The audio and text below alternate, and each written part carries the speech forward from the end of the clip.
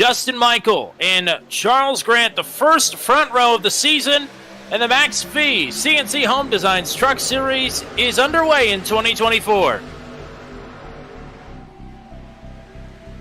Big check up there on the outside. I think that was Michael Milfeld Jr. I think he maybe missed a shift. But it stacks up the outside line from about 10th on back. And everybody in front of him and around him picking up the pieces here.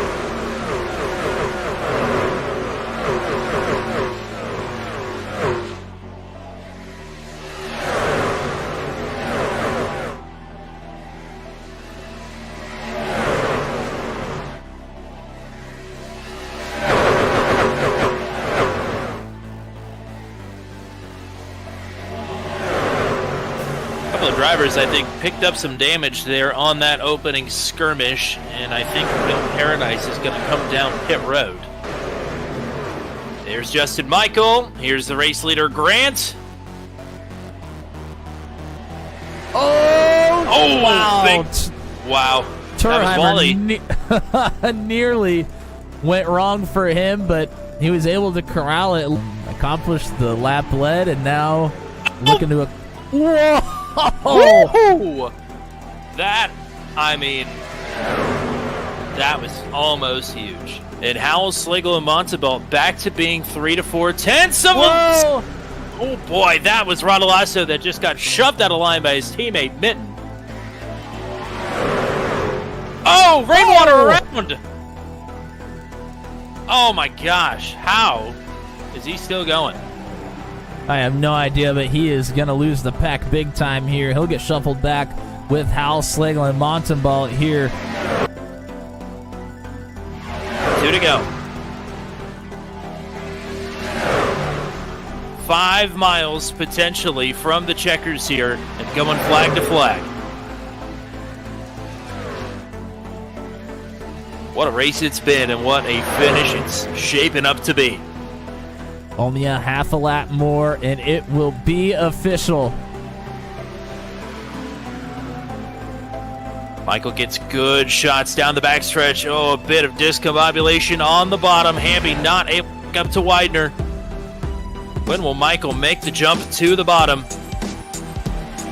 Or will he? Can we make it back to the stripe?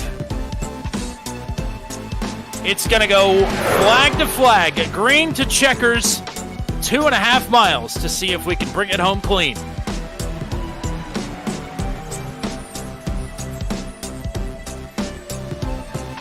Michael seemingly has the advantage with the teammates lined up behind the middle lane, but there has been great pushing from the bottom and the top side.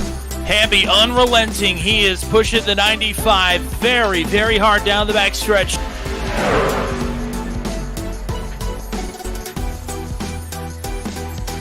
Michael and Widener, nose to nose, door to door, wheel to wheel. They're all going to wreck.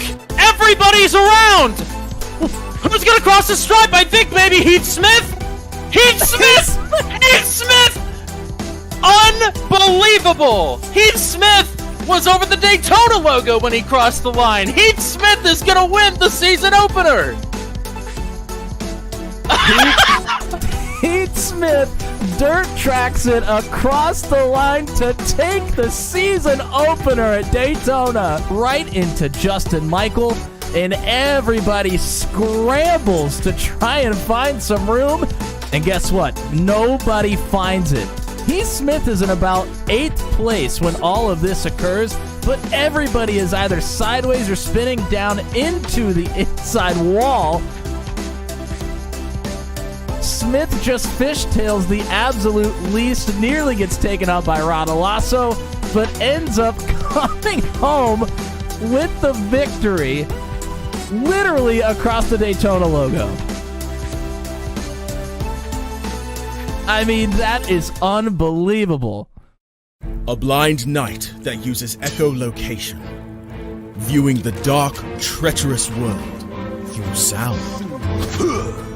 Trapped in a dungeon keep, endangered by combatants, where hazards lurk around every corner. Make sound to have vision, or don't and be stealthy. Avoid impaling threats throughout the dungeon to escape. Engage with other prisoners. Rogue Knight I've been hearing about. Could you find the key and unlock myself?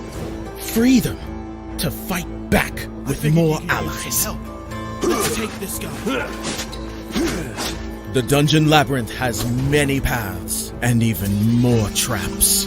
Struggle through the darkness to find your freedom.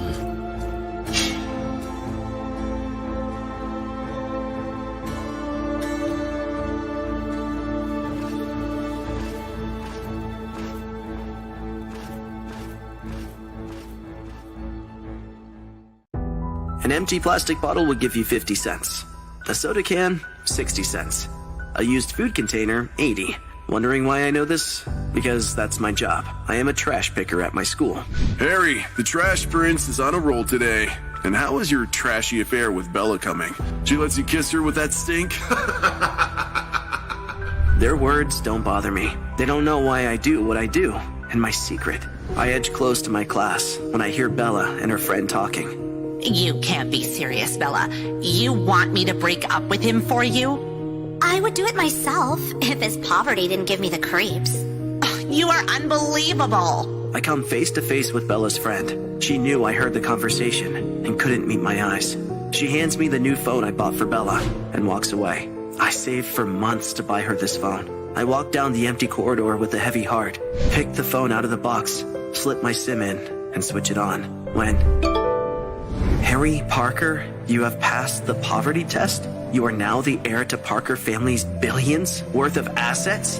If Harry is a billionaire, why does he work as a trash picker? What is his big secret? Why did he not reveal his billionaire status to Bella? To know more, listen to the audio series Destiny Reloaded, only on Pocket FM.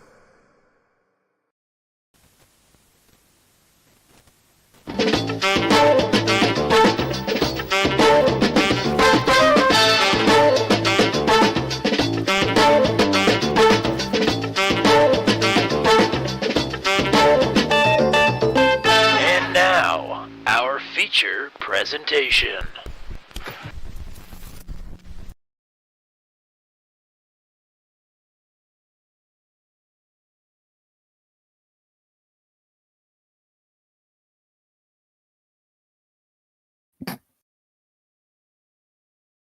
Well, we have a lot of work to do to top what we saw last week in the season opener here for the Maximum Velocity CNC Home Designs Truck Series at Daytona.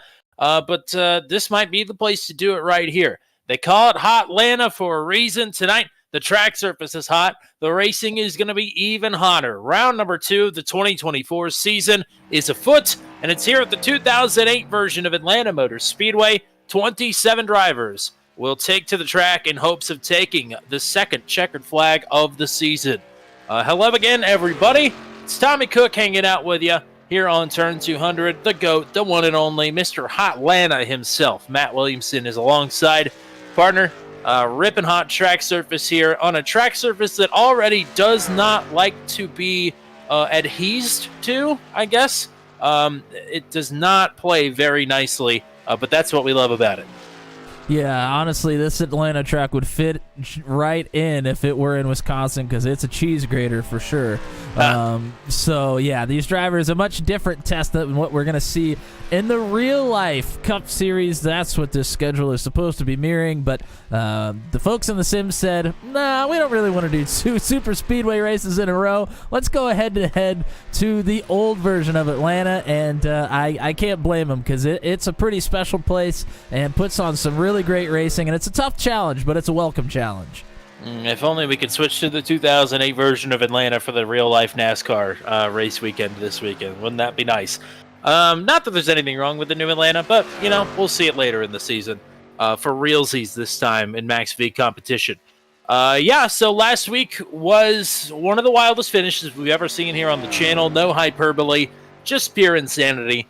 If you didn't see it there in the opening, it's up on the channel for all to enjoy. So go back and watch that. But With it being the first round of the season, not a whole lot of difference between the point standings right now and the finishing order. But why don't we remind the folks of the rough finishing order from last week anyway? Yep, we're going to take a look at the points here. Obviously, some bonus points are going to come into play. You do see Charlie Widener and Matt Radalasso are actually tied for third there, 7 points behind your leader, Heath Smith. Of course, Smith with the spectacular slide through the grass to take the win last week was quite something. Justin Michael sits there in second. Johnny Hamby rounds out your top 5. Of course, just one race into the season. Everybody's close here. Christopher Howell, Noah Rainwater, Kerry Cleaver, Matt Montenbault, and Brad Slagle are in the top 10, but obviously still a long ways to go here in the season, and everybody's ready to get after it on a mile and a half here. Why don't we try and sneak in a quick interview here with one Johnny Hamby. We're going to spring an interview on your top 5 points runner right now. Welcome to Booth 200, partner. You got a copy? Yes, sir. How's it going? Oh, it's going pretty good. You were awful fast in practice. A lot of the oval successes started coming your way late in last season.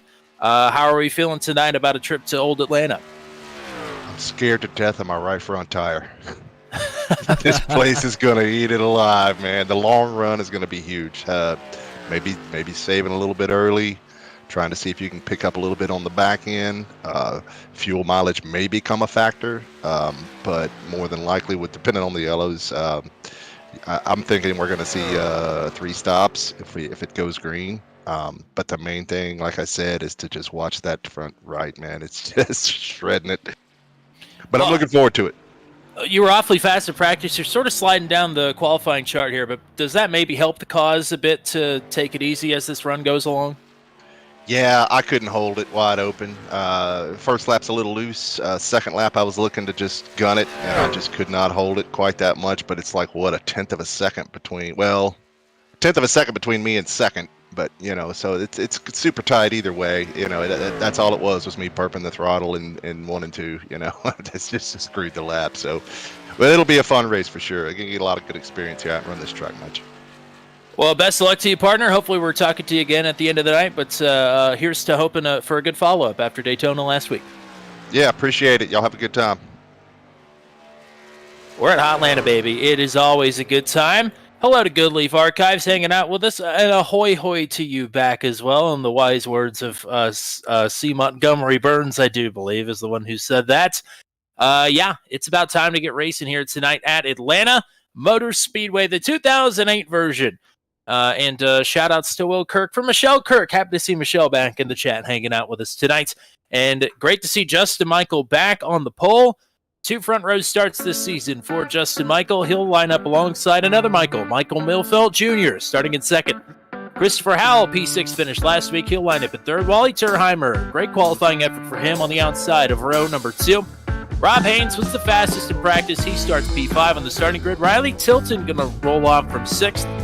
Greg Mall in 7th. Heath Smith, 2 wins this season, but really only 1 points-paying victory last week at Daytona. He will start in 8th. Scott Patton is back. That's not good news for anybody, other than maybe Scott Patton. He's starting at 9th. Willie Evernham will round out your top 10 starters. Reigning series champ looking for a better week than he had last week at Daytona. Andrew Schultz is starting 11th. John Pansilla to his outside. Johnny Hamby fast in practice 13th on the starting grid. Kerry Cleaver had a good week at Daytona last week. He rolls off in 14th. Will Kirk retired from the race from the lead last week at Daytona. He starts at 15th. Chris Voiles in 16th. Charlie Widener, always one that we look for at the slick tracks. He starts 17th. Matt Montenbault, Mick McGuire, Matt Burkhart, the top 20 starters. 28 drivers will take to the grid here to start this one off. Matt Williamson, some strategy, some track conditions. Both of those are going to be wild, I'm sure. Yeah, Johnny Hamby, he kind of alluded to it, how much the tire wear is going to come into play, whether you're going to slow down enough to save enough fuel, or if it's even going to be worth it to save that fuel instead of taking another set of tires. Lots of different things going on here. Track temperature is pretty hot here at Hotlanta. Of course it is. It's 121 degrees on the track temperature right now. We're looking at 108 laps here tonight, 0 fast repairs. Drivers do have 4 extra sets of tires. Plenty of tires here tonight if they need to take them.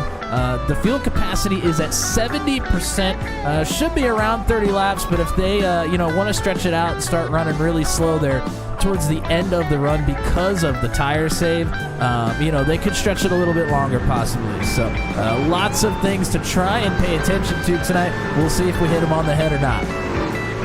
Definitely going to be a lot of things to pay attention to, like you said. One thing I'm going to be watching for, Brendan Gregg was 5th quickest in practice. We didn't say him on the starting grid, but he is back in action tonight.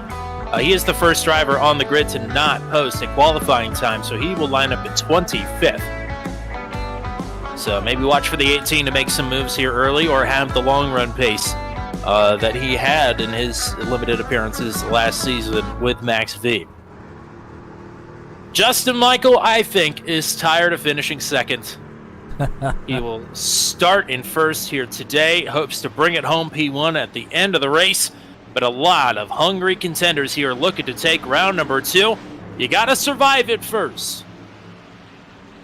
It's Michael and Michael on the front row. Green flag is out. We're racing at Atlanta.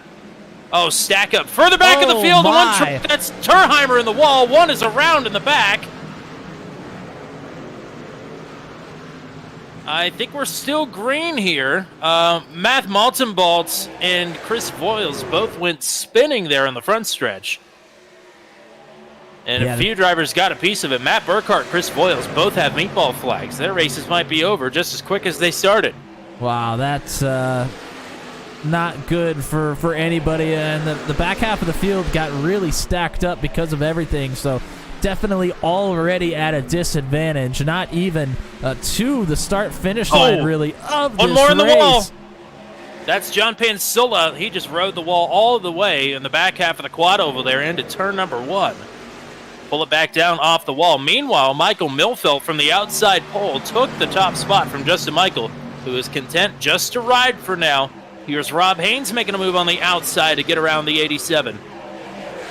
And we got to remember tire save while all of this is going on. Justin Michael always talks about how he's looking to save tires at any track, but this one specifically, it's going to really come into play. He's letting a lot of drivers by right now, and he's hoping to get them here later on in the run. He's letting them by, but he's also putting himself in a dangerous position. Nobody seems to have a grip on their truck right now. Everybody looking awfully unsteady here.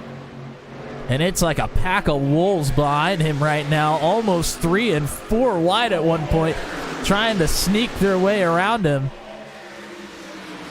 So all the trouble that we had here at the start of this race, lap number 4, we're still green.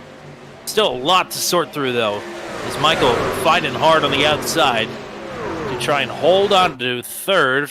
Christopher Howell challenging him. Riley Tilton in the mix here. Scott Patton and Greg Mall here as well. Oh, there's contact. Tilton boxed in on the bottom. They hang on to it.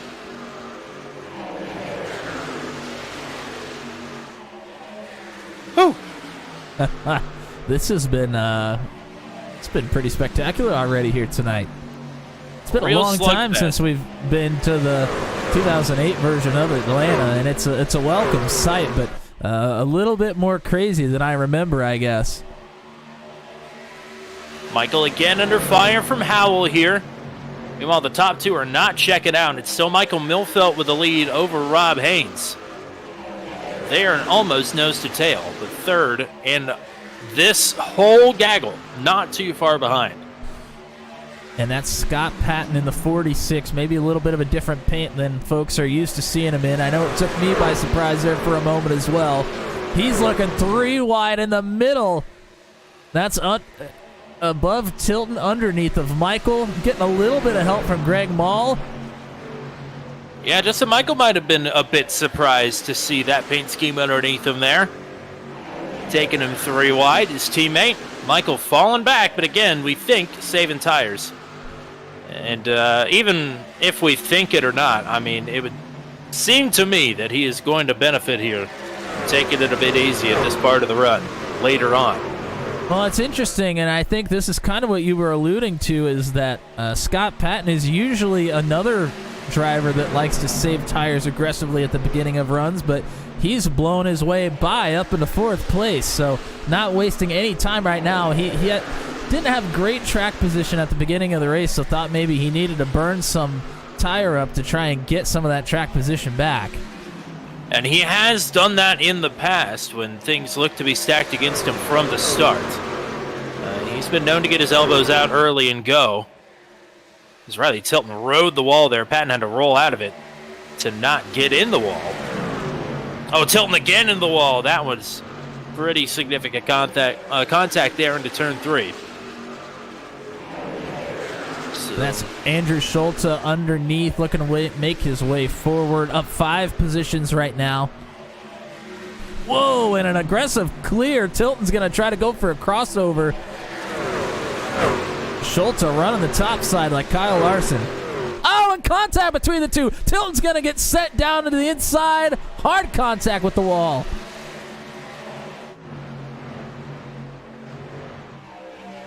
No yellow flags, single truck incident. I think we're going to keep it rolling here.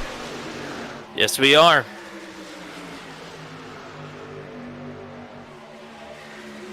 Tilton was certainly being aggressive, but man, he had made contact with several other drivers in the wall a couple of times. Not the cleanest opening start to this race, but you can't fault him for being aggressive. You have to. It's sort of a passive aggression here, in the literal sense. You have to play hard defense, and that's exactly what Riley was doing. Greg Maul underneath Patton. Those two nearly make some contact as well. Well, Maul had clipped the apron there, and that is risky business. Christopher Howell's now worked his way up to the front two, trying to work underneath Rob Haynes.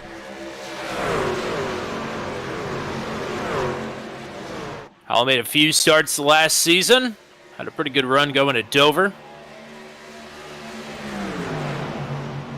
Finished P6 last week at Daytona. Whoa, Patton up the track and nearly got into the left rear of the 7. I thought they were both going there. That's going to open the door for Schulte. He's got a huge run on Patton, this time into 1. This is lap number 12, the series champ. Going to feed him a right rear. Whoa. Not quite clear, or clear by a millimeter at most. Still fighting hard. Certainly fighting hard. I mean, as aggressive as we think Patton has been, I mean, we're starting to get towards the halfway mark in this run. We're going to start seeing him dwindle off here, I think, in the coming laps.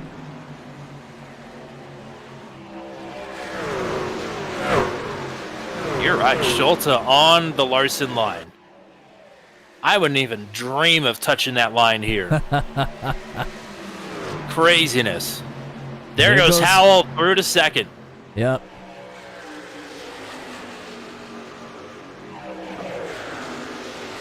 And Howell seemingly pushed pretty hard at the beginning of this race as well, but, I mean, has been able to keep the tires underneath, make that move on Haynes.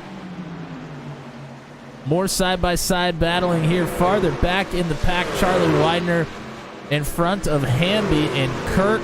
Heath Smith's right there as well.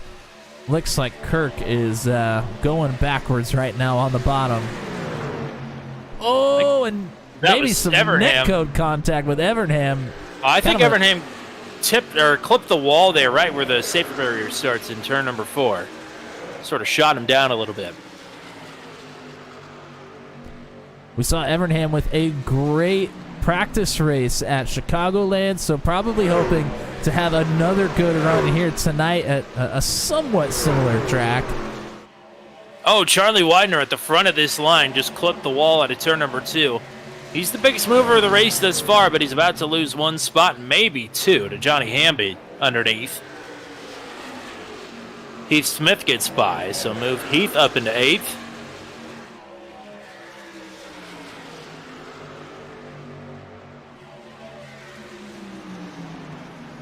Different lines up front. All of a sudden, Rob Haynes is on the Schulte-Larson line. Greg Maul run in the middle. Howell is running about half a lane up from that. Milfeld, I think, trying to get to the bottom, getting awfully close. It's tough to do at this point. Schulte slides right in front of Greg Mall.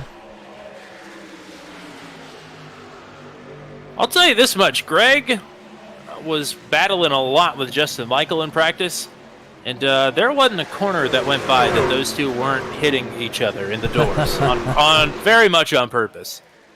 So Greg has got he's got his elbows sharpened already. We wouldn't expect any less. Well, this is one of those tracks that, as long as it's not, turning somebody in the left or the right rear, you can make some contact door to door here in these corners, and it's not going to hurt you too bad. And it's something that's probably going to happen to you throughout the night. I mean, especially when these tires really start to fade on you, you're going to think you can send it in there, and you're just not. It's not going to hold for you. You're going to have to get your elbows out, get a little dirty. Hello to Jeff in the chat. Good evening to you as well. And yes, The Wall is an interesting album. No, you want to avoid it, though, at all costs here at Atlanta.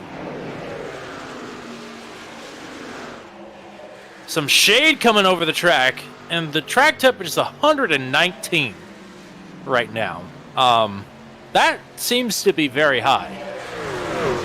Very high because the ambient temperature is only 80 degrees, which I think is hilarious. I'm thinking that something might be a little bit wrong here with the sim as far as weather goes, but they got the result. I think they wanted it to be a hot track temperature, and here we are. Does the new Tempest weather system come with like laser beams being pointed at the track's surfaces to heat them up? That's what I want. It must. Things still pretty tight up here towards the front. Schulte and Mall are starting to kind of make their way up into this fight for first. Howell's going to look underneath for the lead. Yeah, Michael Milfeld's led them all thus far, but that is very much in jeopardy as Christopher Howell taking a look for the lead. Milfeld has migrated from the bottom up to that top side. Does a nice job on defense here. But somebody is about to come knocking at the door for the race lead. And that's a typical defensive line here for Milfeld as the tires start to fade. You can't really hold the speed on the bottom quite as well. You run the momentum line on the top side that keeps you even through the corner and then gets you the lead back as you come off the exit of turns 2 and 4. So Milfeld doing a nice job running that line right now. And look at all the different lines they just ran in 3 and 4 that they're about to run in 1 and 2. It's like we're racing Auto Club. Whoa! Oh! Whoa! Howell's going to save it. I can't believe he's going to save that. Oh, Schultz is loose. Contact from Mall to Schulte as well. That stacked that group up. Milfeld's going to get away from him a bit here. But what an amazing save from Christopher Howell, especially on old tires. I think Haynes was watching Schulte in his mirror approach, piled into Howell. Howell with an incredible save. Going to lose one spot, but he's going to get right back after it, looking underneath Schulte. Yes, that was an incredible save. Yeah, that was a pretty good shove from Haynes, and I was able to hang on to it. With a track temp of 120, yeah, that was impressive to say the least. All this has allowed Michael Milfeld, at least for the time being, to check out his biggest lead of the race thus far, 0.7 of a second.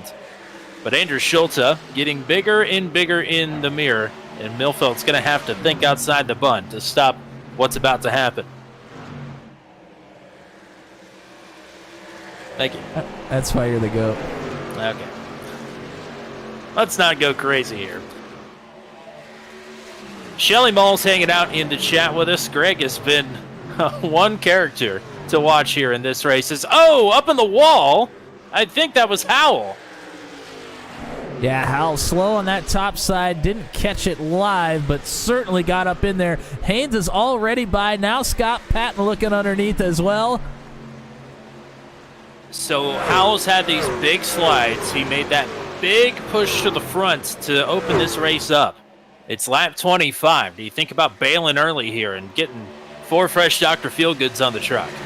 I don't know. 25 might be a little bit too early if we're going to be able to stretch to 31, 32 possibly. We're going to have to see what that fuel window is, but I would expect in the next 2 laps, probably by lap 28, we'll have somebody come down pit road. Well, we've had Matt Montenbolt retire from this race already. I think he's the only one so far. Not sure if that was for incident or for something else. And all of a sudden, remember Justin Michael doing the tire save thing? Yeah, he's back. Yeah, but he's got a long line in front of him here. Oh, here comes Rob Haynes. All right, Rob Haynes going to set things in motion. Whoa, that looked a little dicey getting in there. Locked him up a bit. No flags. So maybe too aggressive on the tire save for Justin Michael here. As we start coming to pit stops, really wasn't able to make up a ton of ground like we thought he might. Gap has been halved from Milfelt to Schulte. I think Milfelt might be coming this time. Indeed he is. So new race leader for the first time today. A lead change goes to Andrew Schulte.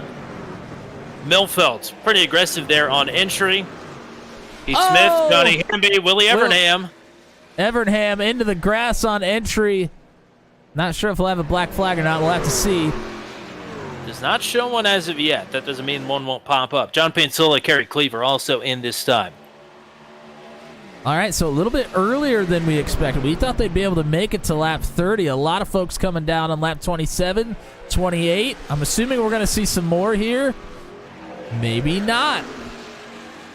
Charlie Widener. Leaders are going to stay out. Here comes Widener and Will Kirk. Widener blew it in there. There's no way he wasn't speeding. No flag showing. Unbelievable. Will Kirk in. Wally Turheimer as well. Remember, Wally got up in the wall on the initial start of the race. Whoa, Greg Ball scraping the wall on the entry there into 3.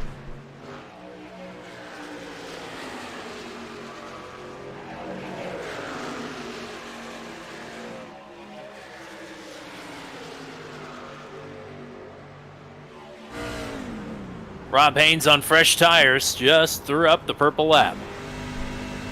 Hey, Tommy, you're going to love this. Uh-oh. Justin Michael is shutting the ignition off or putting the clutch all the way in. Oh, my. In the corners.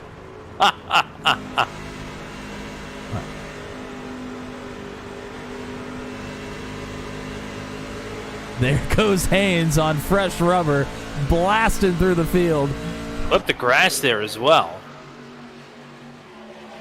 Trying to get himself unlapped.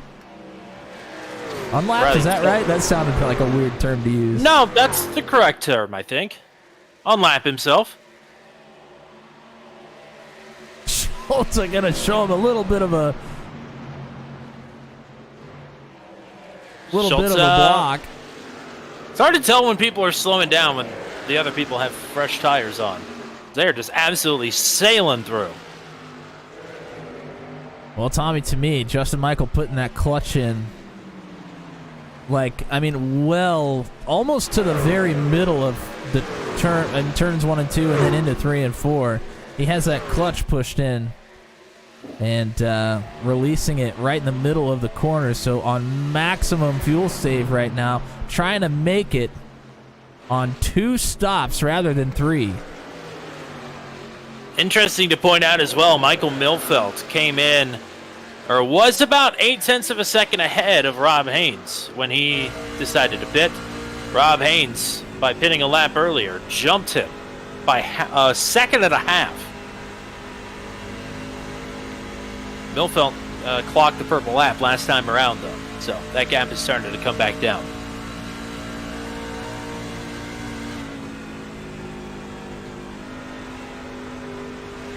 So Schulte leading Patton, Mall, Michael, and Howell. McRoberts, Slagle in 7th place. Rob Haynes, the first driver to have pit already in P8. Here come McRoberts and Slagle. I don't know if we said Brad Slagle's name at all last week, but he ended up in the top 10 at Daytona. It's the Brad Slagle way, I think. So also interesting to note here, Tommy, Christopher Howell is not pushing the clutch in. Schulte is. I'm assuming Patton is as well. I mean, they have just here in a couple more laps. They should be able to make it. And these guys are all reeling in Andrew Schulte, who I would imagine is also on some sort of fuel save mode. Wow, look at this Pete coming in on fresh tires. This is absolutely bonkers. The Highline Racing 3-ring circus will commence shortly. Highline up the middle. Maul up the middle. Maul looking for the race lead here. Wow, this is all messed up. Here comes Scott Patton and Howell. I mean, drivers trying to come in on fresh rubber. Some people trying to get down pit road. Others pushing the clutch all the way in through the middle of the corners. I mean, this is bonkers. So Maul now is the third different leader tonight, and it may be short-lived because Justin Michael is approaching pretty rapidly.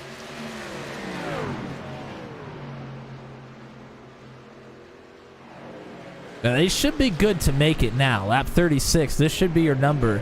Maul and Schulte coming in. So they should be good to make it on just a 2-stop race.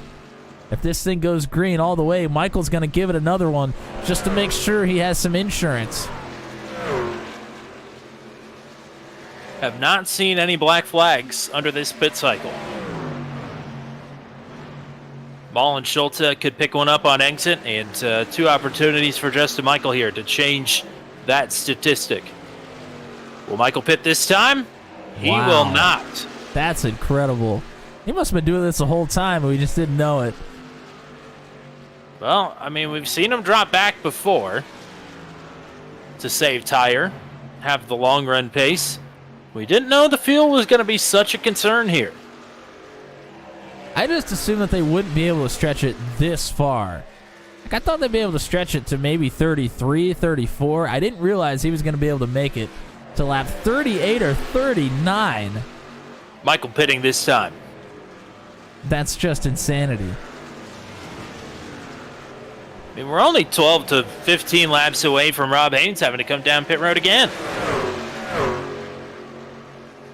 And Haynes, for the record, is about to cycle out to the lead with Michael Milfelt right behind him.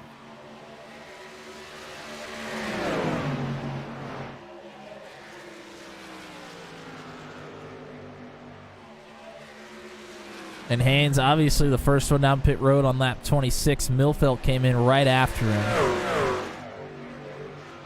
Big group here with Widener, Smith, Kirk, Hamby. Brendan Gregg's not too far behind them either. They're all on a very similar strategy. Came down pit road right around lap 28, 29.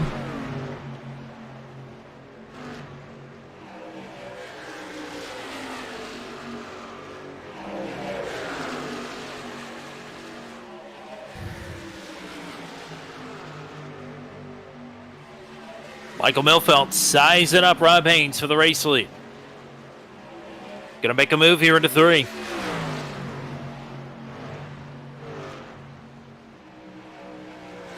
Milfelt did a nice job on the outside pole as pretty much everybody was skating on ice behind him. Milfelt with a commanding move to take the lead right off the rip. Now trying to take it back, but Haynes putting up a good fight here on the outside. Yeah, nice little battle between those two. Milfelt's going to come out ahead. The triple-digit duel up front here. 155 over the 199.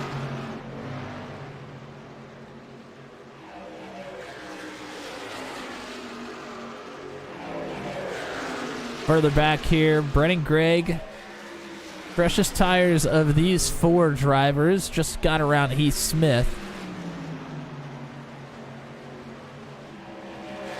Only by a lap, though.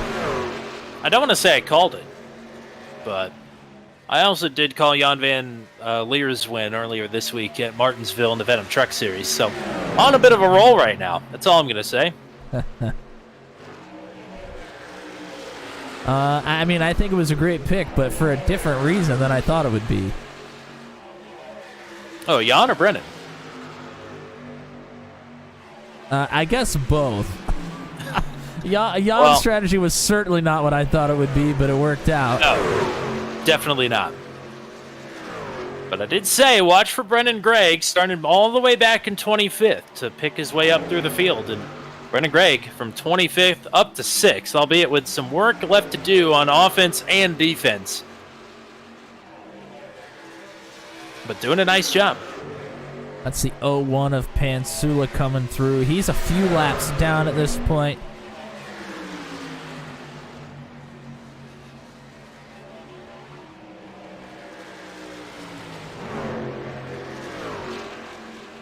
And Greg has completed that pass on Kirk. Yes, he has. Greg up to fourth. Yep. Storming.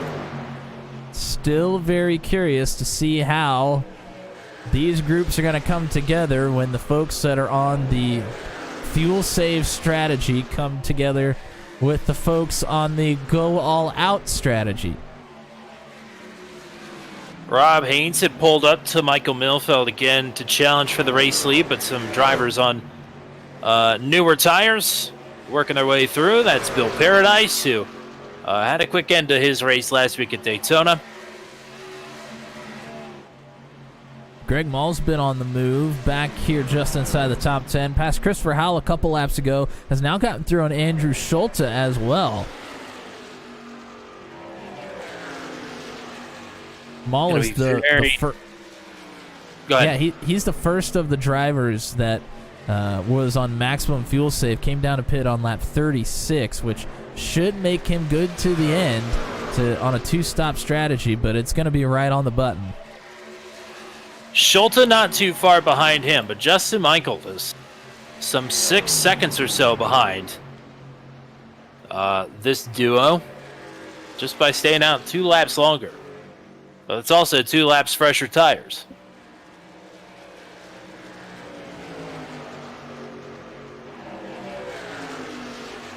Michael there gets through on Cleaver and McRoberts to get to 13th now.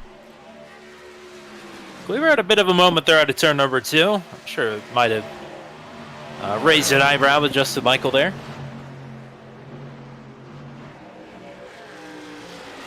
Actually, Tommy, I'm mistaken. Greg Mall is not the top of the drivers on that fuel save strategy. It's actually Scott Patton who just got around Brennan Gregg.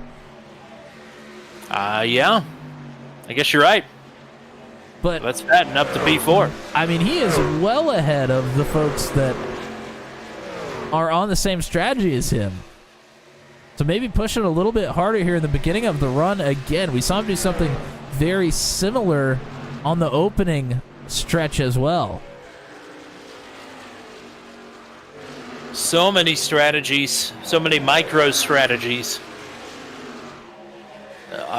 Always going to be interesting to see how this is going to come together here at the end of the race. Closing in on the halfway mark. We're not even half an hour in this shindig.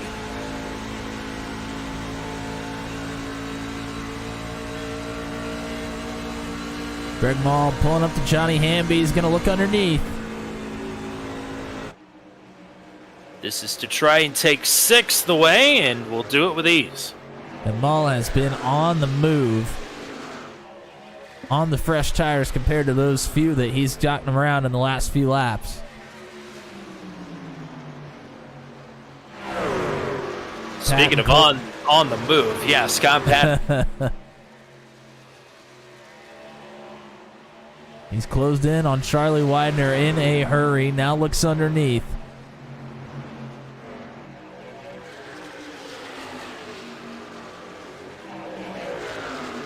It's John Pansilla ahead, giving a bit of a tow to whoever he likes.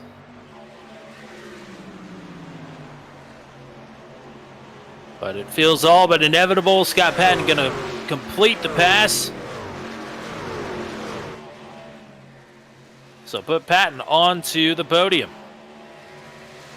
And for those wondering, folks on the two-stop strategy are looking right around lap 72 or 73 to comfortably, well, I mean, at least be able to make it to the end, I guess. How comfortable that is, I'm not really sure. Logistically. Yes, but although we did see Justin Michael go a couple laps longer, so... but lap 72 or 73 is the laps that they're looking at to come back down pit road, by my estimation. Yeah, if you're comfortable here at 2008 Atlanta, you're not trying hard. That's just the facts. This is a track, a scan in particular, that breeds discomfort. It's a personal favorite of mine. Can't say I've had a lot of success here, but it's always a blast.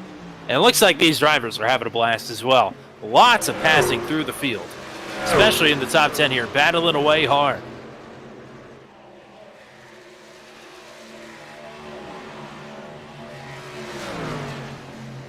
Greg Mall slid in front of Brennan Gregg here a lap ago as well. Oh, here comes Rob Haynes. Heath Smith coming this time as well. Boy, Smith almost got cleaned out by Christopher Howell. Heath Smith will pick up the first black flag of the night. This is a tough pit entrance. I don't think we highlighted it enough on the first round of pit stops. It's honestly a shock that the first one didn't come until the second round of pit stops. Charlie Widener pitting this time. Here comes Michael Melfelt from the lead.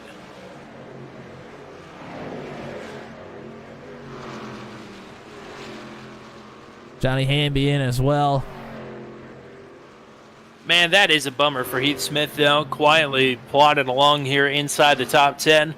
Looking for a good follow-up to the race win last week. Really 2 race wins in a row, counting the practice race to open things up a couple of weeks ago at Chicagoland. But this will certainly put a damper on the evening if things continue to go the way that they are right now. Patton leading, Mall, Gregg. Mall, and then Brennan Gregg, I should say. Whoa. Schultz and Howell. Mall nearly into the wall on entry into one. You see Rob Haynes unlapping himself already. Did not take him very long to do it here on this round of pit stops. There goes Milfelt as well. So those folks on fresh rubber are going to start making their way through Scott Patton to put themselves back on the lead lap. Haynes again got a pretty good jump on Michael Milfelt by pitting a lap earlier.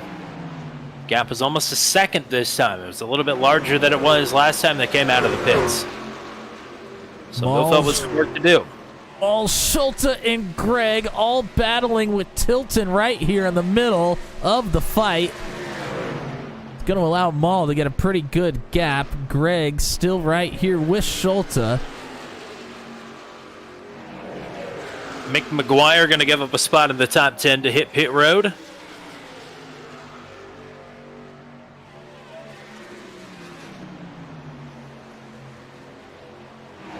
Tilton's decided to go a little bit longer on this run than he did on the previous. Came in on lap 27 and has now run 31 laps under this set.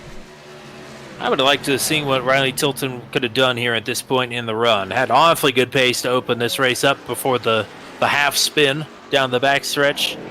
Put him a lap down.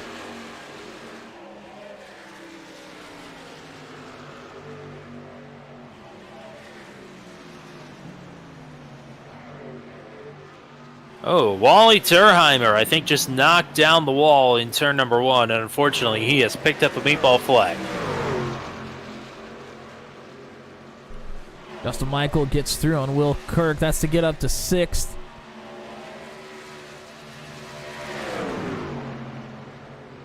I think that's Johnny Hamby going through on fresh rubber.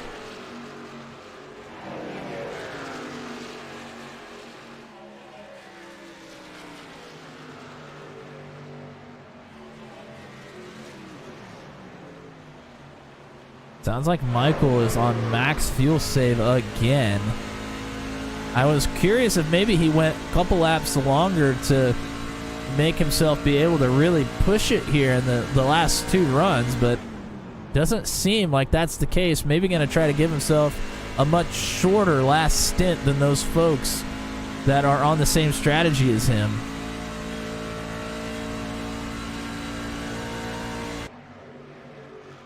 Calculators, just like the track surface, are burning up here.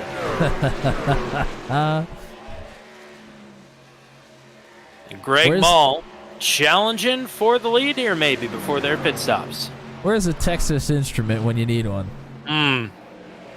Few states away, unfortunately.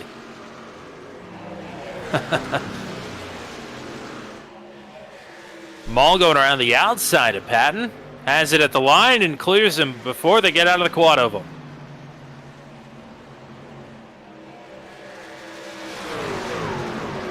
Look how quick Charlie Widener's coming up on him, too.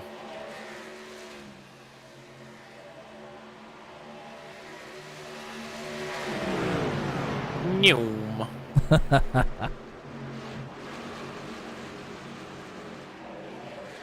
It's great to see the race first car back on track last night at Talladega. It certainly was. Still got the Neum on the front wing. Wow, so Mall was able to get around Patton, but Patton is stuck with the 7 here for right now in the subsequent couple laps. Got a big run here. Patton nearly up into the outside wall, had a huge run.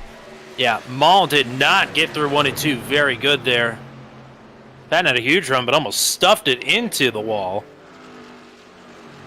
Mall, yeah, struggling here pretty mightily. Justin Michael working his way through trucks on the lead lap now. Got through on Will Kirk, Brennan Gregg, working on Christopher Howell at the moment. All the while, Scott Patton has gotten back out in front of Mall as Mall has had some problems. Don't look now. Schulte's right there. Talking about sound effects, here comes the bong.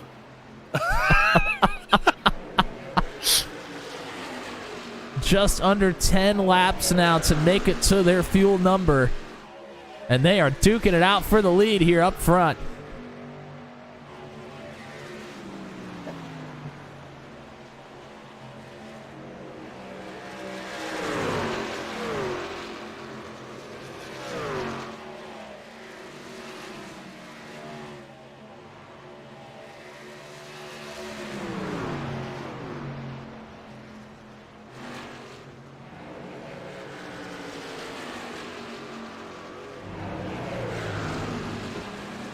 Brennan Gregg from 6 says he'll be pitting this time. 00, Jack Nunemacher, Michael Van down pit road this time as well. John Pansilla. Oh, here comes Brennan Gregg. So, did Greg get off strategy here? Honestly, I don't remember when the last time he came down pit road was. Not 100% sure. All of a sudden, though, we're 3 wide for the race lead out of nowhere. Mall on the inside, and oh my God, that was almost disaster. Schulte back on the Larson line up top, carrying the speed out of the corner, able to get out front. Taco Bell having the 2-for-1 special. Keep that top lane open because here comes Heath Smith, and I'm sure he's not very happy at this moment in time.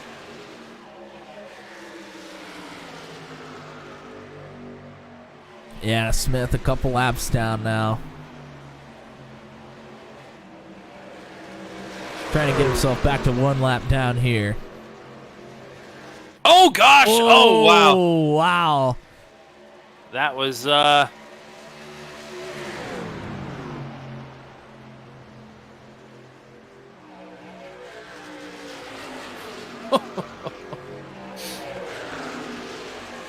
had a couple of closer calls than we would like at this point in time.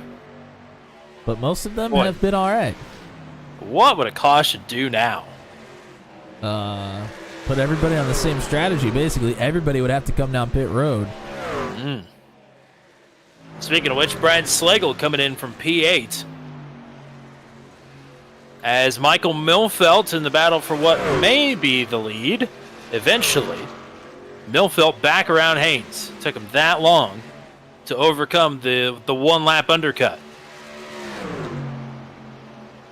Well, Haynes maybe for the lead at some point, but it's P6 for now. Yeah, Haynes had gotten around Milfelt, actually. That was Milfelt getting back around the 199. Well, that's what I'm saying, is Haynes triggered the undercut by one lap, and it took Milfelt that long to track him down and make the pass back.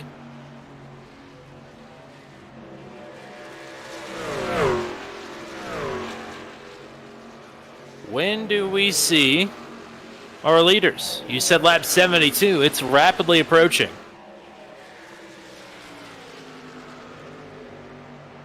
Lucky Roberts in the chat. It is past 10 o'clock over there, young man. Christopher Howland, and he has picked up a black flag. Oh, no. He's having such a good run. That's two drivers from the top 10 with speeding penalties. All right, Tommy. We could see him right now. It's Crunchwrap Supreme time. Schultz Maul is bypasses. slideways. Oh, there's no way. That's the second time we've said that, though, and it looks like he's made it. Unbelievable. I cannot believe that, yeah. So Patton and Maul down pit road. Schultz stayed out along with Michael. Andrew Schultz, Justin Michael, the last two out on the track on the two-stop strategy here. Michael Milfelt will assume the lead as Andrew Schultz is coming. Whoa. Justin Michael is not. Schultz looked awful loose trying to get off the racetrack there.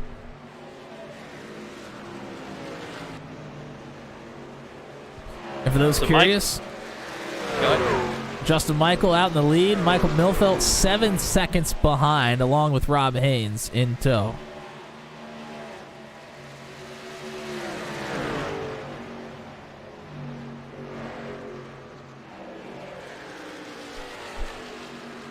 What's kind of wild about this is Justin Michael could probably make it to nearly lap 80 based on what we saw from him in the first run. Yeah, just about.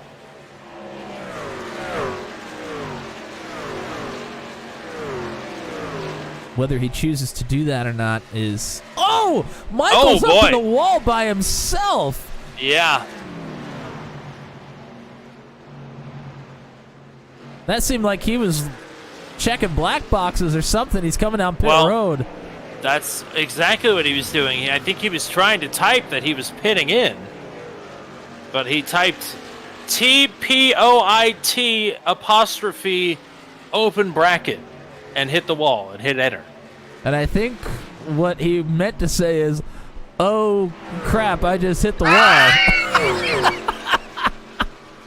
The letters are all there, yeah. Yeah, they're there. Well, who knows how this is going to play out?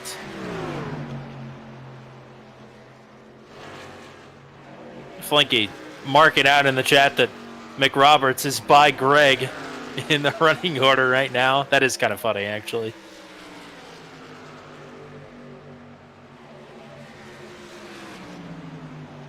Well, based on the last cycle, Haynes had come out a little bit farther ahead than he had. He was able to unlap himself within like half a lap after coming out on the fresh tires. So had made up quite a bit of ground as far as that goes. If he can do it again on this run, it's going to be a lot closer.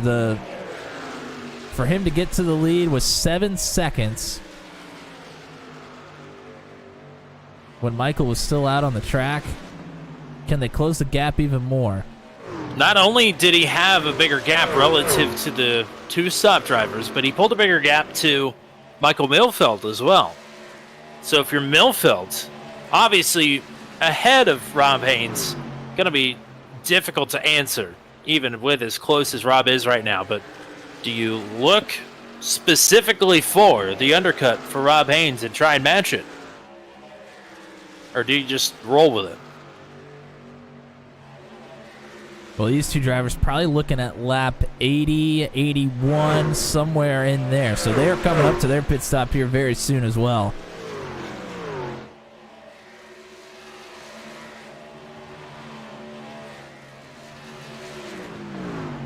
So this is how they run right now. Coming to lap 79, Milfelt, Haynes, Widener, Hamby, Kirk, the top 5. Patton, Mull, Schulte, McRoberts, and Michael, the top 10. They get speeding penalties for Christopher Howell and for Heath Smith, have taken them out of the top 10 of this race. We are caution-free. We'll see if we can bring it home that way. Scott Patton, highest runner on the two-stop strategy, just got around Will Kirk to get into the top 5. Seems like for a majority of the drivers, the two-stop strategy has played to their advantage, but Milfelt and Haynes have just had really, really great short-run speed. Their strategy has played into their favor. We're going to see how it all comes together after the final pit stops.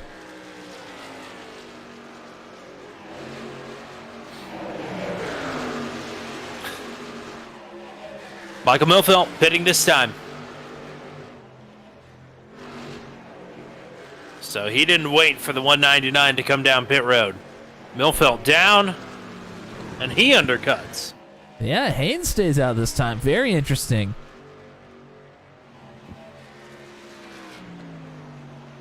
I think Charlie Widener coming this time as well. Yes, indeed.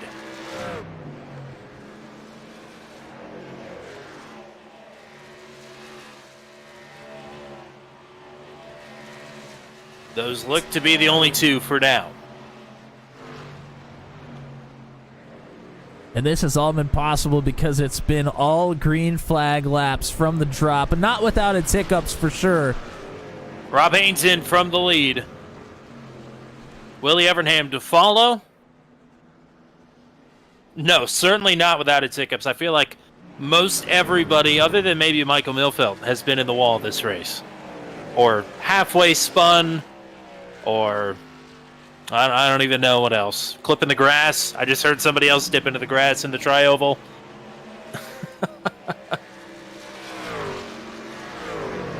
So with that, Scott Patton has assumed the lead. Greg Ball, who has been very good at running down trucks, is behind Patton in second. Reigning champion Schulte currently in third. Eyes kind of on Justin Michael to see if he can close the gap on 3-lap fresher tires to those other folks on that same two-stop strategy. It's a big gap. It is coming down, but he's got almost 5.5 seconds to catch up to Will Kirk. And Kirk is almost 1.5 seconds behind Schulte. So a lot of work here for Michael. You can never stack the deck against Justin Michael. That's what we've come to know. But it is certainly looking a bit challenging here. Whoa! Look like Brennan Gregg may have gotten into the wall out of 2. Looking to try and make a pass on Brad Slagle, a teammate here. But here comes Michael Milfelt screaming up behind them. Nunemacher and Van coming in this time. Heath Smith has been down pit road. John Pensola pitting this time.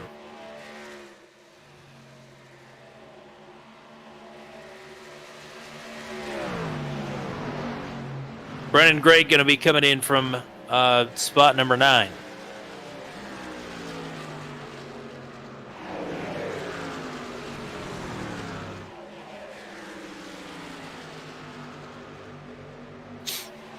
Rob Haynes has about a 1.5 second gap up to Milfelt right now. Might get checked up a little bit by some traffic.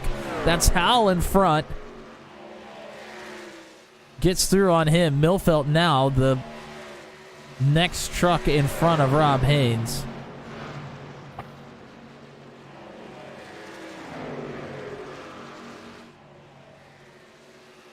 Pretty big gaps all throughout the field right now. Tommy, you mentioned that gap from Justin Michael up to Will Kirk. Of course, Kirk on 10-lap older tires, but already underneath 2 seconds from Michael to Kirk. So 3 seconds, about a second a lap is what Michael was faster than Kirk here on these last few laps. Almost exactly a second faster this last time around. Actually, a little bit over a second. Yeah, that gap is closing rapidly. Gap from Schulte to Michael is closing a little bit, but not as much. But still closing. That is positive forward momentum. And for Kirk at this point, maybe hoping that a caution comes out, staying out almost as long as possible rather than coming down to pit around lap 80, 81, 82 like the rest of the folks on that 3-stop strategy. He's decided to stay out and hopefully grab a caution to put himself even with everybody else when they all have to come down pit road. Speaking of being a second faster, Michael Milfelt is the next driver behind Justin Michael. He is 7.6 seconds behind driver number 87 and closing about a second a lap.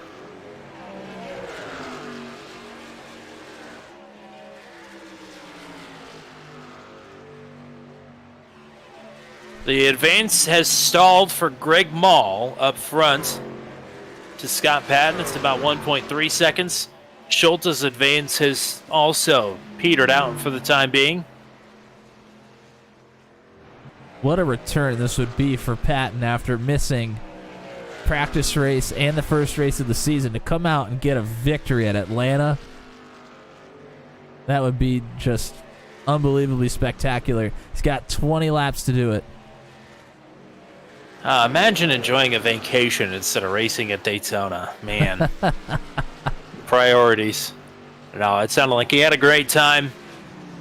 But already right back to it. 1 win last season. Could have had a couple more.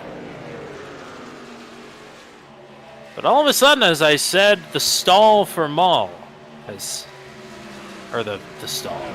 I tried to get cute with it. The advance for Mall had stalled. He's closed back in again. Just outside of a second. Yeah, those two are kind of rubber banding back and forth a little bit. Rob Haynes starting to close in on Milfelt here.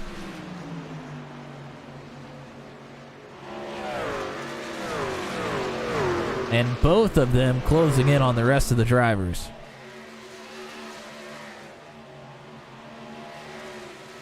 Rob Haynes going way faster than Mike Milfelt right now. So maybe the undercut for Milfelt wasn't the way to go. Yeah, or maybe just saving a little bit. Couple tenths a lap here for Haynes right now.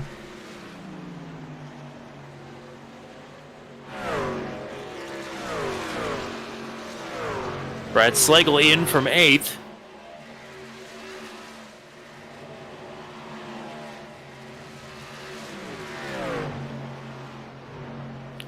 That may about do it for scheduled pit stops, I would imagine. Here comes Justin Michael as reeled in Andrew Schulte pretty quickly here, all things considered. Yeah, very quickly. Maybe Schulte going on fuel save. Maybe not quite close enough, or maybe Michael's just that much quicker. Well, remember, Michael went 2 laps longer than everybody else on both of those pit cycles, and I think it was to put himself in this position where he wouldn't have to save anything at the end and would be able to push as hard as he can possibly. But having a hard time getting around Schulte. Schulte playing great defense. Schulte only about 3 seconds or so behind Scott Patton for the lead.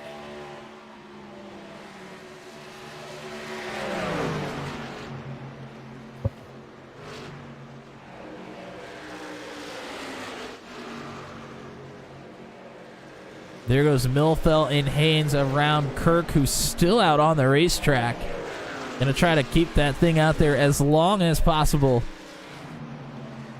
And there goes Michael up top. Takes Schulte's line from him. Gets awfully close to the wall, though. Schultz surviving for now, but the onslaught continues. Oh! Wow. Oh, boy. Awfully close to contact, both of them minding the space, and Justin Michael up to a podium position right now and on his way to Greg Mall, who has started fading. Might have pushed it a little bit too hard there at the beginning of this last run. Mall 1.8 seconds behind Scott Patton and fading, like you mentioned, and going to fade into the clutches of Justin Michael. About 4 seconds behind these drivers is Michael Milfeld, who continues to be ahead of Rob Haynes by about half a second. Last Those lap two around. about half a second faster from what it looks like. Yeah, I mean, Schultz was kind of battling there, but was 7/10 faster for Milfeld than Schultz. Oh, and then this time around, only 3/10 faster. So running out of time to do it, only 12 laps to go. But the slowest driver out of the top 6 last lap was Scott Patton. He lost 6/10 to Greg Mall. Maybe hung up in lap traffic there? Not entirely sure.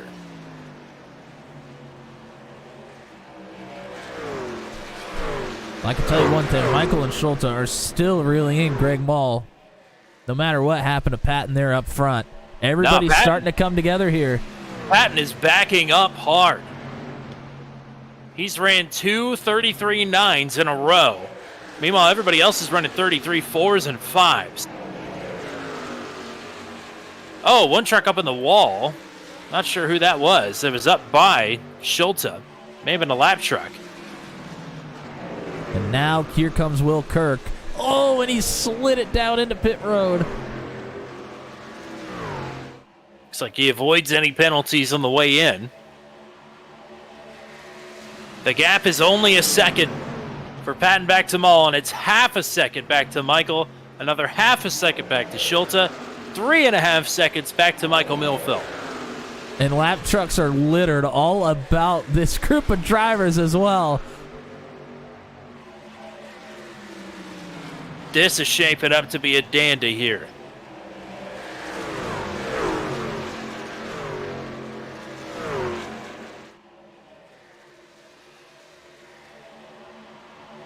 Rob Haynes sizing up Michael Milfeld as well, looking to get into the top 5 as these two closing in on the wounded competitors in front of them.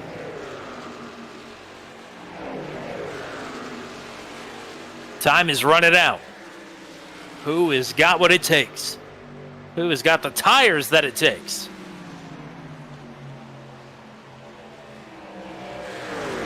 Late in the run, so difficult to make passes. Justin Michael trying to find a way around Greg Mall.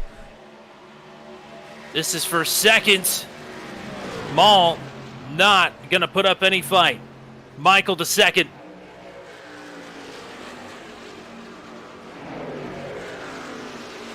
And Justin smells blood in the water. Scott Patton lurking ahead. Nobody stands between these two teammates.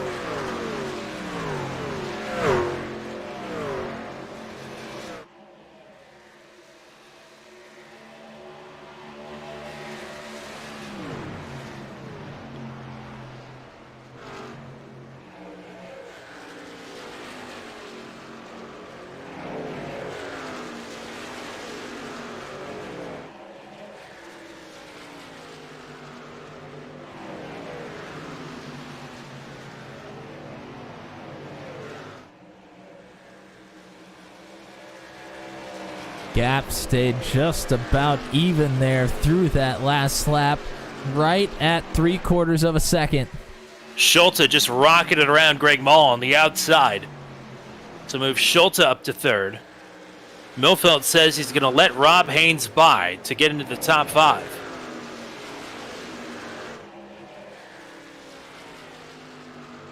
Things are stagnating up front.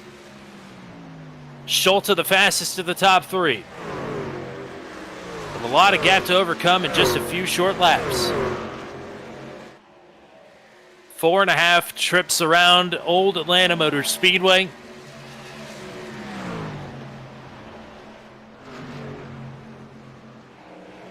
Michael still closing this gap, coming to 4 to go.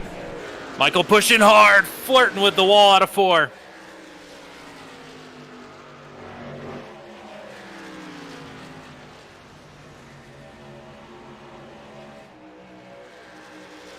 Looking for the big run. Schulte right up against the wall behind him. Digging hard.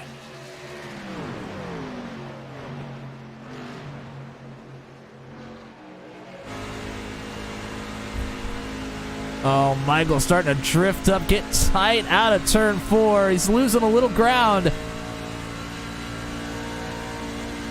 Has Patton been saving for some defense?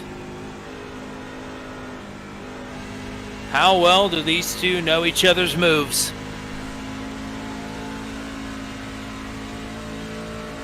You're right, Michael slided hard out of the turns.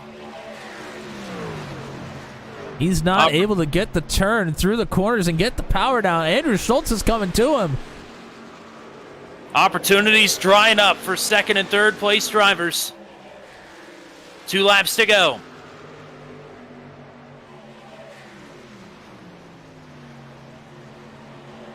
Schultz gonna look high. I think out of range to make a move here, but maybe lining one up for turn 3. Michael fading away.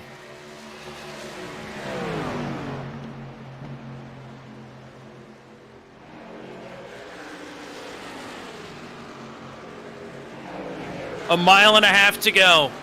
The battle is on for second. Schulte with a move to the outside of Justin Michael. All this happening in Scott Patton's rear view. Schulte to second. A 90-yard Hail Mary incoming here into turn number 3. Does Schulte have anything at all? He's got a Big run! run! He's got a run! He's got the run. Patton's out of gas. Andrew Schulte steals the win in Atlanta. Greg Mall had pit on the white flag lap. He ran out of gas. Scott Patton was out there longer than Mall. Patton out of 4, out of gas. And Andrew Schulte out of nowhere with the win. And now I think Schulte's out of gas.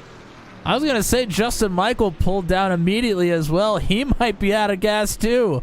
Unbelievable stuff here. Third to first on the final lap. And that's why he's the series champ. Took him all season to get a win in his championship season. Gets it done in race number 2 here in the long season of the CNC Home Designs Truck Series. That might have been the burnout. I think that's all he had left. That was unbelievable. Can you think of a better way to open up this season than the finish that we had at Daytona and the finish that we've had here tonight? This has just been unreal, the way that we've started off the 2024 season with the Max Speed CNC Home Designs Truck Series. That is just crazy. It's been special. It really has been. Unbelievable. That's a Bandit 1, 2, 3. Incredible stuff. Tommy, you said at the top of the broadcast, you don't know how we could ever outdo the finish last week at Daytona. That's how you outdo a finish from Daytona at a mile and a half like Atlanta, the old version. That was incredible. Well, I'm sure the disappointment is immense for Scott Patton, who is still going to finish in third, but needed oh my gosh, what, a quarter mile more fuel? Oh, wow. That's just incredible. But like you said, Andrew Schulte had to wait until race number 20 of 20 last season to take home the championship and his first checkered flag. We're not waiting nearly as long this time. Race number 2, and Schulte is on top tonight. Justin Michael in second. Scott Patton in third. Rob Haynes and Michael Milfelt 4th and 5th. Charlie Widener in 6th. Johnny Hamby in 7th. How about Ryan McRoberts, a P8 finish tonight? Brendan Gregg in 9th. Kerry Cleaver going to sneak in for a top 10 again. 2 in a row for the boss man to open things up. Brad Slagle in 11th. Will Kirk in 12th. Heath Smith in 13th. I mentioned Greg Mall. Knew he was going to run out of fuel. Decided to duck down pit road on the white flag lap and also picked up a speeding penalty on his way in. So no. that is not the way Greg wanted to finish tonight. He was in the top 5 all night long. Going to finish down at P14. Riley Tilton in 15th. Bill Paradise 16th. Christopher Howell will finish in P17. Jack Nunemacher in 18th. Willie Evernham 19th. Michael Arvan in 20th. John Pansilla in 21st. Wally Turheimer in 22nd. And then DNF's 4. Mick McGuire, Matt Burkhart, Matthew Montebault, James Lehman, Chris Foyles, and Anthony Rayner down in 28th. Wow, oh wow. Craziness. Just absolute craziness. We're going to talk to your third place finisher first. Scott Patton going to bring it home with third. And I don't really know how to open this up. I guess I'll say congratulations. It was a thrilling conclusion, but not where you wanted to end up, I'm sure. Certainly not, but we'll take it, I guess, for good points day. I think that's what they say when you have a disappointing finish, right? It was a good points day. I mean, it was a good points day. You probably needed one of those after enjoying the vacation last week. But, I mean, the strategies were all across the board tonight, tire and fuel, both. We were wondering how close it was going to be there at the end, and it looked to be pretty close. Yeah, about, I don't know, 300 yards short, I guess. Yeah. I knew I was right on there, but right on that edge, but I couldn't see myself coming to pit to give that up to hand it to those guys. So we tried to save what we could. That last run, I thought I could save a little bit more than I ultimately ended up being able to on that third run. But yeah, those guys, Justin, Andrew especially, Justin most definitely, they just put together races from the drop of the green flag. So if it's a fuel mileage race, I thought I caught it early enough where I was thinking, I think I made a comment to the guys around lap 15, like, oh, I think it's, 35 laps gets us to 70, 70 gets us to 105, save a couple laps, okay, I'll start saving fuel.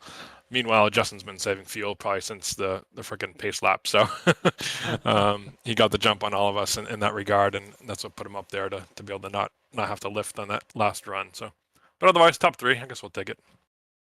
Matt, what do you got? Yeah, I mean, it was an incredible finish, like we've already said. You came in on lap 71, seemed to be, I thought it was a lap short. You were still able to save a little bit more than I thought you could. But, I mean, how much there at the end was you just trying to hold everybody off, maybe not able to save as much as you wanted to because you were maybe pushing to keep that top spot? I mean, how do you kind of play that out in your mind when you're coming right down to the last few laps? Yeah, it is tough. It's actually a lot harder to do that mentally than it is just to race and try to figure out tire strategy and tire wear and do math of the interval like that if someone's on better tires behind you. When it comes to fuel and fuel saving, you're kind of playing the game of clutch when you can, calculating in your mind who you're actually racing, because sometimes the leaderboard doesn't reflect, who's on the same strategy. So you're trying to keep track of who's on what, who's saving a little bit, who's saving a lot, who can't make it at all, who doesn't have to lift at all. All those variables come into play. So it's kind of mentally taxing, but fun to do nonetheless. And then you have the other factor in there. One of the small nuances of saving fuel like that is, even though Justin had probably at least 2, if not more, 3, 4 laps, maybe fresher tires, when you start clutching like that and saving, it saves a ton on the tire. So if I could have gotten in my green window, I'd be able to make it comfortably and then have a couple laps of not lifting. I think the truck would have been faster than Justin just from saving the tire wear by clutching, 90% of the run. But ultimately, I couldn't get to that window where I didn't have to clutch, including all the way to the last corner. But there it goes. But yeah, a lot of variables, but it makes it fun. Well, it's great to get to talk to you once again, and you're going 1 for 1 on podiums to start the season, so that's always a good thing. Shout-outs for you here tonight. Not a whole lot, I guess. The Northeast Motorsports Museum. Do you guys see the purple truck? We got purple and yellow. Looks great. Luke the Nuke. I don't know how many dart players are out there, but it's a new little hobby that I picked up over the winter. So I like throwing some darts, and Luke the Nuke is one of the upcoming rising stars there. So I was like, I'll put together a Luke the Nuke truck. Why not? So Stone River Outfitters, certainly. And you guys at Turn 200, we got stickers still on there for you. You guys do a kick-ass job up there, so I appreciate you coming on board for the entire season here as our broadcast partner. Absolutely, partner. If there's one thing we love here on the channel, it's purple. I can't get enough of it. So you picked good color there. Truck looks great. And looks good on the podium as well. We'll get you to do better next week. But nice job here tonight. Sounds good. Appreciate it, guys. All righty. P2 finisher, Justin Michael, is going to bring it home again in second place. Things only are getting crazier here at the finish of the races, but the constant is you. So congrats on another runner-up here. Yeah, it's 2 in a row. At least I get the points lead out of it, so I guess that's always a good thing. I mean, there's saving, there's pushing. I mean, your strategy was maybe the wildest of the night, just in terms of how long you were taking things, but certainly the benefits were showing there at the end of the race. Yeah, about I don't know, 10 laps into that first run, and we were just saving tires, and I realized, hey, I can make it a lot longer on gas, so I started really saving even more. And I pushed it a little too much, though. I ran out of gas coming down pit road, and I think that was what really cost me. If I wouldn't have did that, I think we would have won, because that easily cost me 4 or 5 seconds on the track. Wow. And then, I mean, things winding down there. You make your way through Maul and Schulte pretty quick. All of a sudden, Schulte comes up with a burst of speed there at the end of the race. I mean, that just had to be, especially with varying strategies all the way through the field. I mean, you never really know how things are going to shake out. Did you have a clue what was going to happen there at the end? Well, I didn't know Andrew was going to come back with that speed. That's for sure. I knew Scott wasn't going to make it. I don't see how he made it as far as he did. But yeah, Andrew was he was saving really, really hard, and he even told me, he's like, it's 5 to go, and then all of a sudden the spotter says you got 5 laps of gas, and so he just went, because at that point he's going to be good. But he didn't know that, so if the spotter would have said anything, I probably would have won. So, but the whole goal was to not save that last stint, and that's what we did. So, but it's just giving up that much on the first run is just what killed us. Matt, what do you got?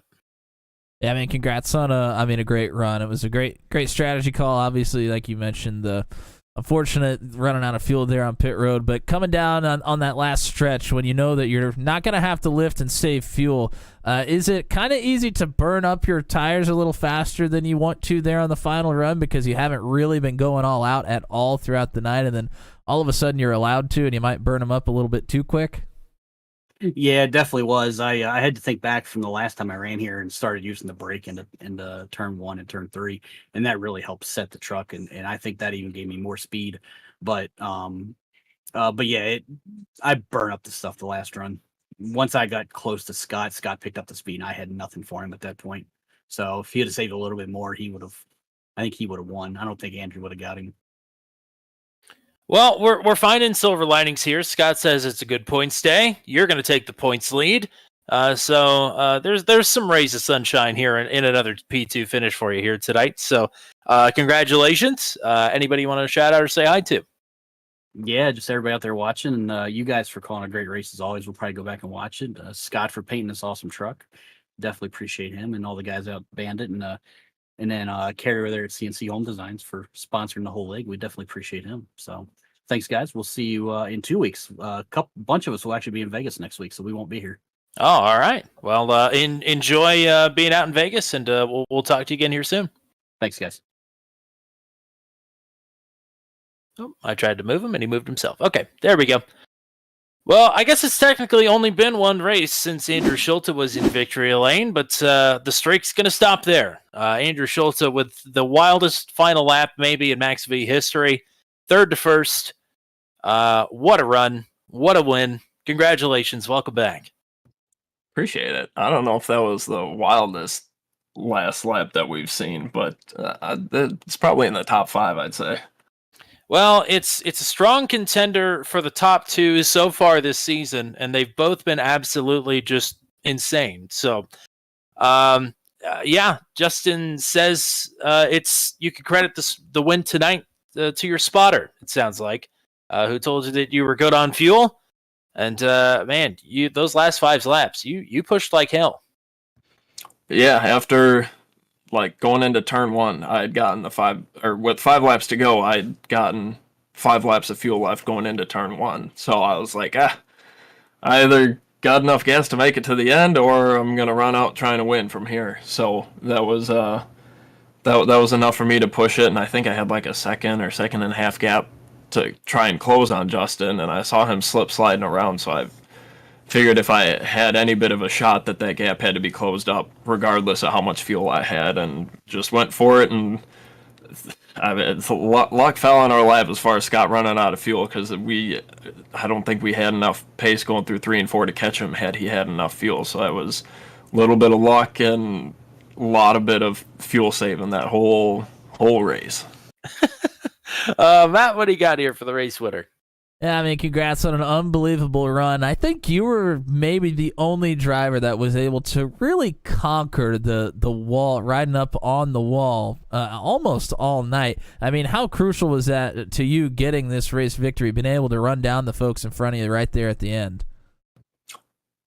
I wish it wasn't a fuel mileage race, because I love this track. I love that you can get right up against the wall and have speed up there.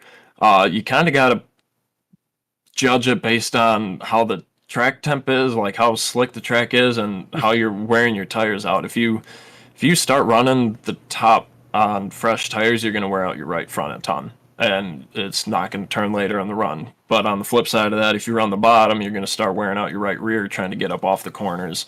And so you kind of got to you got to pay attention to what you're doing to your tires throughout the run, and at the end, if you have enough right front to stay up against the wall and carry some speed, you just got to drive it sideways off of there sometimes if you have to, just to keep the momentum up. And like I said, wish it wasn't a fuel mileage race, because it would have been pretty chaotic with how greasy and slick this track is if we were all able to kind of push to our max the whole time. But it is what it is. Thankfully, we were able to end up in victory lane tonight and had fun doing it. Is 120 degrees Fahrenheit the recommended operating track temperature here? That's what we're at times tonight. I would imagine that helped with the slipping and sliding a little bit. Yeah, I mean, we qualified. There must have been a big old cloud over the track when qualifying started, because track temp was down at like 102 or 100, somewhere around there. And yeah, the track temp was up around like 118, 123, somewhere in that range, pretty much the whole, I'm paying attention to it, pretty much the whole night. And it does, I mean, we've raced with track temps even higher, up into the 130s and that. Oh, boy. And so like, say, Homestead or something like that. It gets real slick, but there's, it's a lot of paying attention to how you're driving the truck, keeping the tires on it, I'm glad somebody enjoys that. That would be a hard pass for me. But it works for you. It works out pretty well for you, I'd say. Taking the top spot here tonight, plus 10, back from 11th to the win. Congratulations on the first win of the season. I know you have people you want to shout out and thank, so we'll leave you to it. Appreciate it. Shout out Patented Paints, Scott Patton. Thanks for giving me the win there, running out of fuel. And thanks for whipping up the truck over the off season and enjoying it. Shout out to the Bandit Motorsports teammates. Justin on a P2 there, Scott P3. We had the top 4, Rob there in fourth. And the individual team of Bandit Motorsports that were running for points.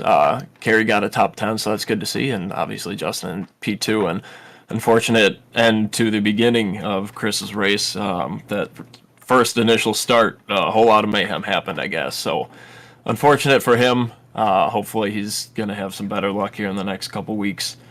Thanks to you guys for broadcasting this. I'm excited to go back and watch this, listen to what you guys have to say.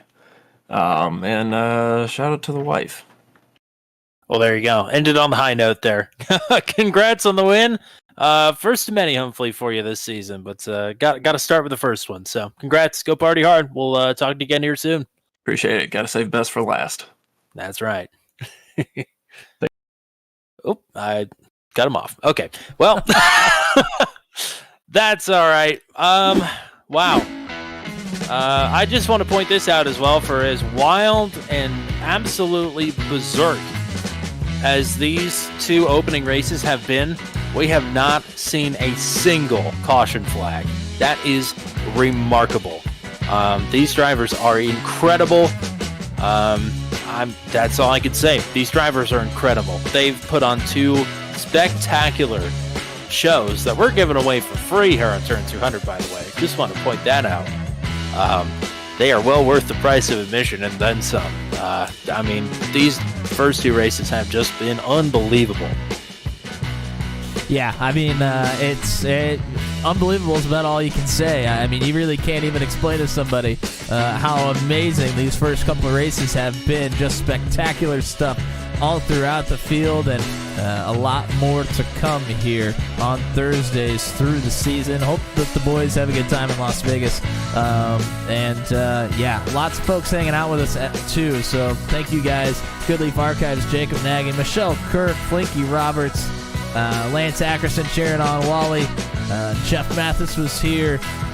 Some others, James Lehman, Greg Mall in here before the race started. Oh, Shelly Mall as well. So thank you guys for hanging out with us. I know that you enjoyed that show, not because of us, but because these drivers are just unbelievable. And you'll be catching more of it here throughout the season on Thursdays. Absolutely. Next Thursday, we are at Las Vegas, I do believe. So be here for that. Las Vegas put on a great show last season for the season finale. Ended up, I think, 4 1,000ths of a second at the line, or 7 1,000ths. It was one of those two. Either way, a photo finish last time we were there, and Andrew Schulte was the winner. So it sounds like some of the Bandit boys won't be here this time around, so it's anybody's for the taking once again. So Las Vegas next week, but between now and then, we will have the Sunday Top Split Strength to Field broadcast for the Michidar Challenge, Sunday afternoon, 2 o'clock p.m. Eastern at Road America. Tuesday evening, it is the season finale of the Venom Truck Series from Kansas. It's the first time that the Venom Truck Series boys will have to tame the 1.5 miles in Kansas City outskirts. And then Wednesday, the Daredevil Series will roll into Bristol, and everybody get ready for that. If you're a driver and you're listening to this, please practice. That's all I ask of you. That is going to be a crazy night on Wednesday night for the Daredevils at the half-mile High Bank Coliseum, Bristol Motor Speedway. And that all leads into next week's round number 3 that the bar is set incredibly high for at Las Vegas. To be sure that you're here on time next week for everything that we got for you. Be sure to hit subscribe on your way out of the stream here tonight. Hit like as well. Every little bit will help us in our quest to get to 1,000 subscribers. I want to do that by the end of the year. I don't know if I've said that or not, but I'd like to do that by the end of the year. We'll see if we get there. It's going to be awfully tight at this rate. But appreciate everybody hanging out with us. Thank you to all the drivers. Thank you to CNC Home Designs for sponsoring this series, for all the great work they do throughout Central Florida and Citrus County and building all sorts of homes, whatever you need for your own personal tastes and requirements. They can do it for you. CNC Home Designs is the place to go. So thank you to them. Thank you to you. Thank you to the drivers of the Maximum Velocity Racing Series. For everybody with the series, for the GOAT, the one and only Mr. Matt Williamson, I'm Tommy Cook. Until we meet again, we say so long from Atlanta Motor Speedway 2008, where Andrew Schulte takes win number 1 on the season in another thriller.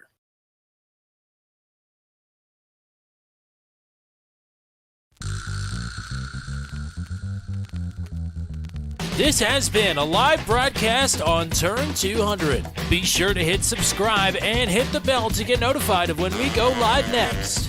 Thank you very much for joining us, and we'll see you again soon.